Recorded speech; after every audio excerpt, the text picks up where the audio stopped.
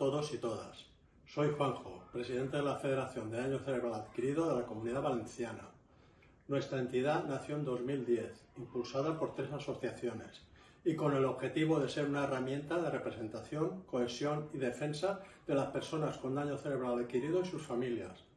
14 años después, nuestra federación está formada por 9 asociaciones de todo el territorio autonómico y entre todas suman más de 1.800 personas asociadas. Hoy me dirijo a ustedes para anunciar un cambio importante y emocionante para nuestra organización.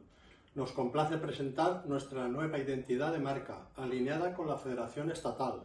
Este cambio no es solo estético, refleja nuestra unidad, nuestra fuerza y nuestro compromiso compartido con nuestro colectivo en la Comunidad Valenciana.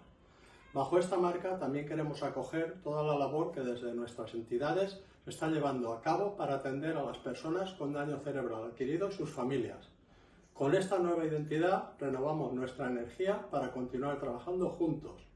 Gracias a todos y todas por vuestro apoyo y confianza. Juntos y juntas seguiremos avanzando hacia un futuro mejor.